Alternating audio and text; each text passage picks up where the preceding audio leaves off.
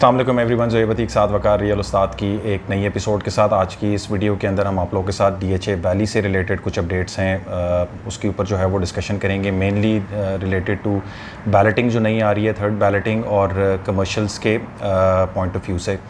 Recently हम लोगों ने DHA वैली के अंदर देखा कि सबसे पहले अपडेट्स आई होम्स के ऊपर, फिर रेजिडेंशियल प्लॉट्स के ऊपर। कमर्शियल से रिलेटेड DHA ने अभी तक कोई पॉलिसी अनाउंस नहीं की है DHA वैली के अंदर कि कमर्शियल्स को कब बैलेट करना है या बैलेट करने का उनका क्राइटेरिया क्या है क्या नहीं है। तो इस वीडियो के अंदर आज हम इस चीज़ के ऊपर डिस्कशन करेंगे। हमारे साथ भी मौजूद हैं। जी साथ भी अस्सलाम वालेकुम। मैं उम्मीद करता हूँ कि आप तमाम लोग खैरियत से हैं। जैसे कि हमने इससे पहले देखा कि DHA वैली के अंदर 4 किस्म के प्रोडक्ट्स हैं, रेजिडेंशियल्स हैं, कमर्शियल्स हैं, होम्स हैं और शॉप्स हैं। सबसे पहले होम्स को DHA ने कुछ ना कुछ क्लियर किया 2017 में, फिर 2018 और 2019 में रेजिडेंशियल प्लॉट्स को कुछ ना कुछ आसानी का मामला किया।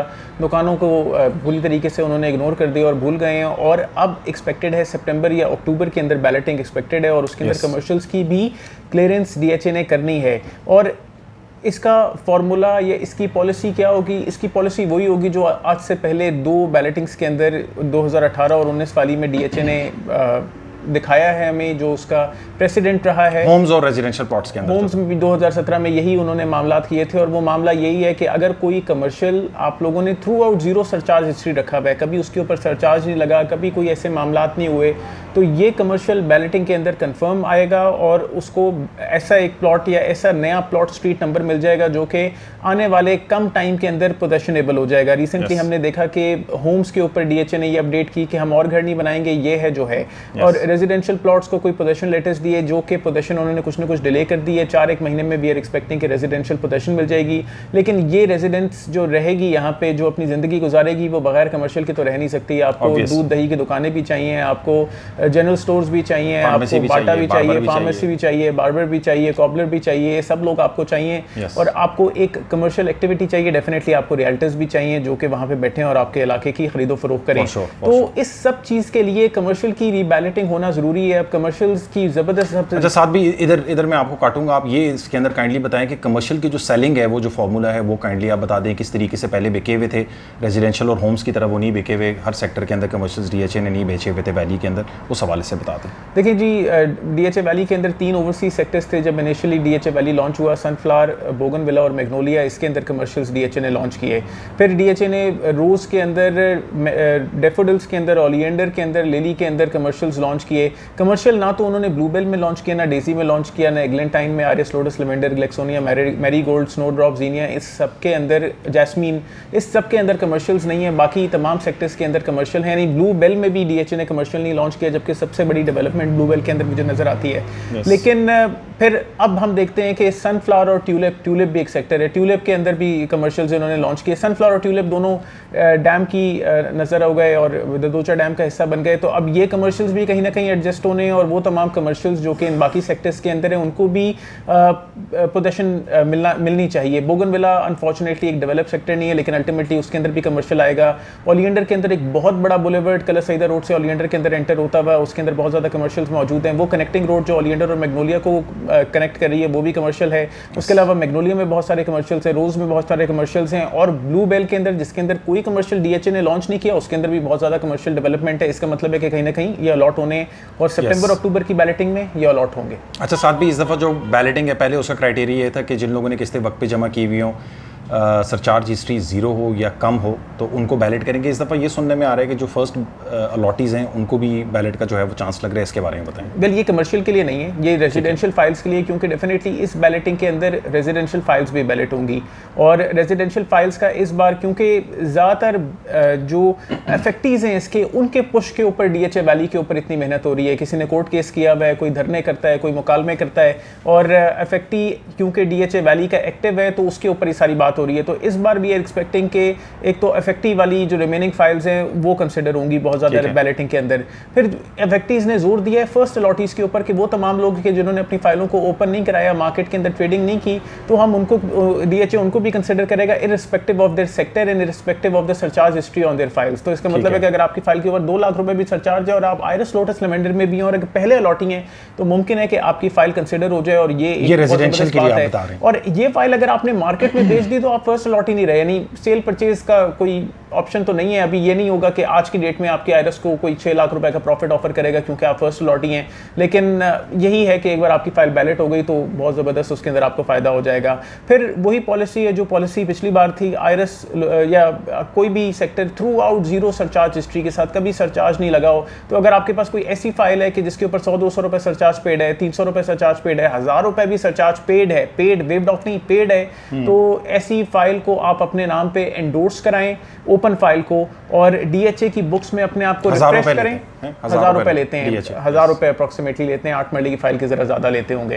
तो अपनी फाइल को एंडोर्स कराएं, डीएचए की बुक्स में ओपन सर्टिफिकेट को एक बार दोबारा उनके सामने ले आएं कि भाई हम भी हैं, हम भी आपके अलॉटीज हैं, तो मुमकिन है कि आपकी फाइल भी कंसिडर हो जाए। अच्छा, साथ भी प्राइसेस के हवाले से अगर बात की जाए तो 3 से 4 महीने के टाइम पीरियड पे बहुत ज़्यादा ग्रोथ हमें नज़र आई है कमर्शियल्स के अंदर, और उसका मेन रीज़न यही है कि मार्केट के अंदर ये न्यूज़ चल रही है कि जी कमर्शियल के अंदर बैलेट आने वाले हैं। बहुत सारे क्लाइंट्स हमारे पास आ रहे हैं इस टाइमिंग्स में प्लॉट लेने के लिए, और यकीन माने कि उनको वो बाइंग का पैटर्न नहीं पता होता कि किस हवाले से मैंने चीज़ अपने लिए बाय करनी है। एक तो रेट्स के हवाले से बता दें कितनी उसके अंदर जो है वो हाई का ये, और बाइंग पॉइंट ऑफ व्यू से लोगों को क्या रिकमेंड करते हैं? देखिए, कमर्शियल की एक हिस्ट्री है और उसको जानने के लिए सबसे पहले हमें पता होना चाहिए कि कौन सा कमर्शियल किस कीमत का है। इसके अंदर 2 साइज़ के कमर्शियल डीएचए ने लॉन्च किए थे, 4 मरला 8 मरला। 4 मरला जो लॉन्च किया था वो 20 लाख 30,000 रुपये, यानी 30,000 रुपये उसकी मेंबरशिप अमाउंट थी, 20 लाख रुपए की वर्थ थी। इसी तरह 40 लाख 30,000 रुपये का 8 मरले का कमर्शियल था, 40 लाख रुपये कमर्शियल की वर्थ थी, 30,000 रुपये मेंबरशिप थी उसकी। 2008 के बाद जब कमर्शियल्स लॉन्च हुए तो तकरीबन 13-14 में एक बहुत तेज़ मार्केट थी इनकी, और उसके बाद भी कमर्शियल्स ने अपनी जान बनाई रखी। और उस वक्त कमर्शियल्स इस तरीके से डील होते थे कि पेड अमाउंट के ऊपर प्रॉफिट मार्केट के अंदर चल रहा होता था। एक किसी कमर्शियल के ऊपर 18 लाख रुपए प्रॉफिट, 25 लाख रुपए प्रॉफिट। इवन ओलिएंडर कमर्शियल जो मार्केट के अंदर सबसे बेस्ट कंसिडर किया जाता था, वो मैंने पीक 45 लाख रुपए प्रॉफिट तक देखा है। इसका मतलब है कि 4 मरले के कमर्शियल ऑल ड्यूज क्लियर करके तकरीबन 65 लाख रुपए का 8 मरला कमर्शियल मार्केट के अंदर तकरीबन 65 से लेके 85 लाख रुपए तक ट्रेड होता रहा कमज़ोर मार्केट के अंदर। और फिर एक ऐसी मार्केट आई कि ये कमर्शियल सारे रिवर्स हुए, मार्केट बहुत कमज़ोर हो गई।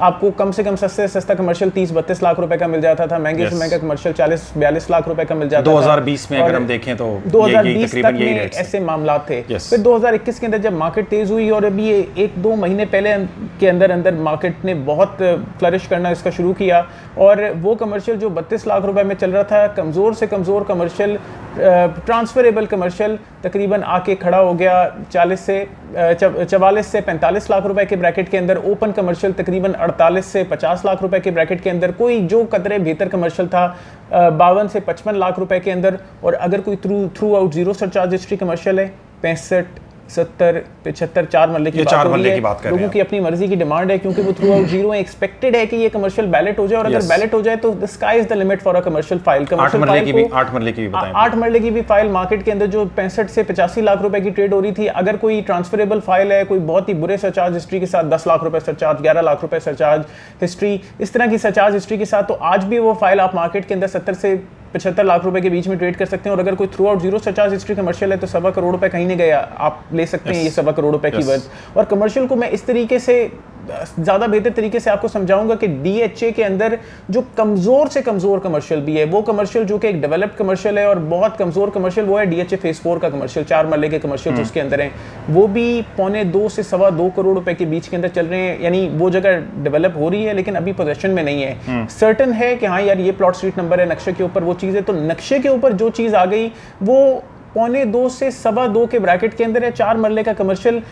तो ये मैं डीएचए वैली के अंदर कमर्शियल की बहुत ज़बरदस्त किस्म की तेज़ी और बहुत ज़बरदस्त किस्म की बेहतरी एक्सपेक्ट करता हूँ। अच्छा, साथ भी इस टाइम पे बहुत सारे लोग कमर्शियल्स की, जब भी मार्केट के अंदर किसी चीज़ की हुआ बनती है तो बहुत सारे लोग आके उसको चिपक जाते हैं और कहते हैं जी हमें भी ये चाहिए, हमें भी ये चाहिए। अभी बहुत सारे लोग इंटरेस्टेड हैं कमर्शियल्स में, बाइंग पॉइंट ऑफ व्यू से क्या रिकमेंड करते हैं?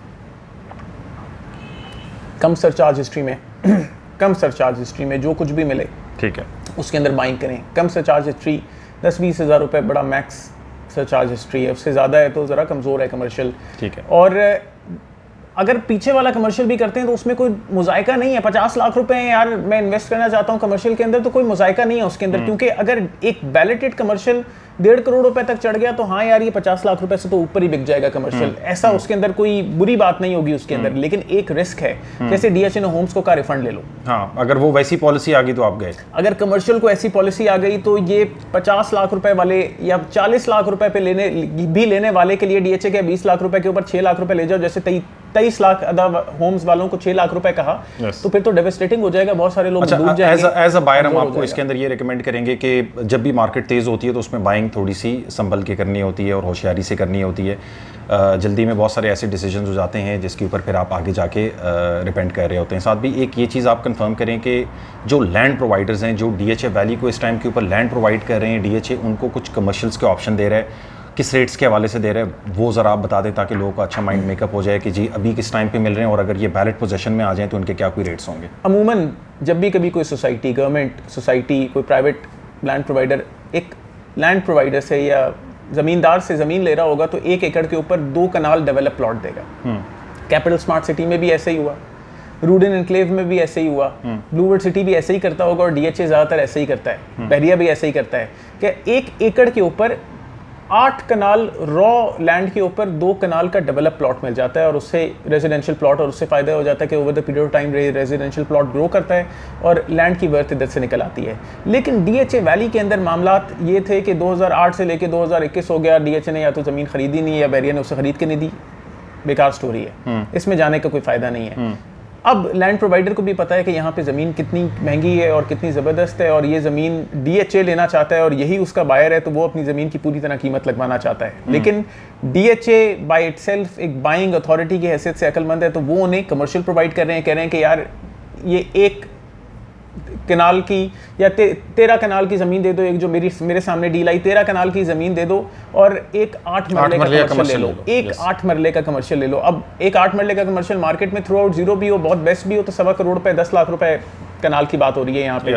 10 लाख रुपए कनाल पे डीएचए वैली वाला लैंड प्रोवाइडर बेचना नहीं चाहता, लेकिन डीएचए कह रहा है कि ये जो प्लॉट मैं आपको दे रहा हूँ इसकी वर्थ जो लिखी भी होगी उसके ऊपर वो होगी 1 करोड़ 70 लाख रुपए की।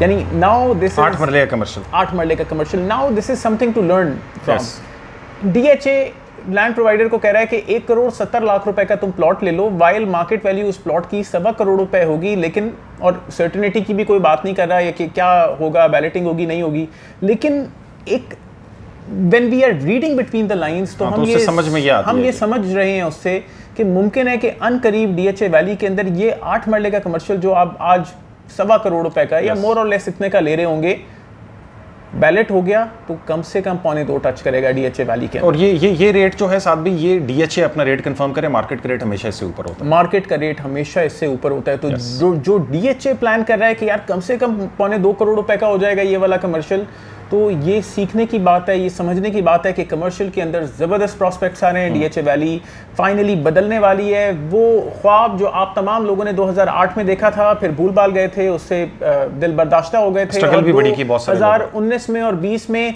ज़ुहैब साहब और मुझे ये समझ आई कि नहीं इसमें दम है, इसके पीछे भागना चाहिए, वो फाइनली सच्चा होने जा रहा है। नज़र आने वाला है कि डीएचए वैली मार्केट की तमाम सोसाइटी से ज़्यादा बेहतर निकलेगी, ज़्यादा प्रॉस्परस होगी, ज़्यादा बेहतर प्रॉस्पेक्ट्स इंशाल्लाह। अच्छा, साथ में जिन लोगों के पास बिल्कुल नीट एंड क्लीन कमर्शियल्स पड़े हैं जीरो सरचार्ज के साथ, क्या रिकमेंड करते हैं उनको? मैं ये रिकमेंड करता हूँ कि वो तमाम लोग आके कहें कि साथ भाई ये कमर्शियल आप ख़रीद लें आके हमसे। अच्छा ठीक है, उनको हम बेसिकली ये रिकमेंड करते हैं कि वो इस टाइम के ऊपर सब्र करें अपनी इन्वेस्टमेंट्स के साथ, और सितंबर अक्टूबर का वेट करें अगर आप कर सकते हैं। इसमें अगर ये बैलेट हो जाए तो आपको बहुत अच्छा फ़ायदा इसके अंदर मिल जाए। अपने ऐसे कमर्शियल्स को होल्ड करें, सब्र करें उनके साथ, और डेफिनेटली जो बात इससे पहले मैंने की उसको भी याद रखें। अगर आपका दिल करे कि मुझे देना चाहते हैं आके, तो बिस्मिल्लाह करें, बिल्कुल I would love to take. और कुछ ऐड ऑन करना चाहते हैं साथ में? Like share and subscribe. Contact detail जो है वीडियो को डिस्क्रिप्शन के अंदर मेंशन होंगी, फेसबुक पेज और इंस्टा का पेज भी होगा। इंस्टा के पेज को लाइक कर लिया करें, कोई भी नहीं लाइक करता उसको। हमारे जो व्यूअर्स हैं वो इंस्टाग्राम पे हैं ही नहीं, बिल्कुल सिर्फ फेसबुक और यूट्यूब के ऊपर हैं, तो उसको भी लाइक कर लें। अपना ख्याल रखें। अस्सलाम वालेकुम।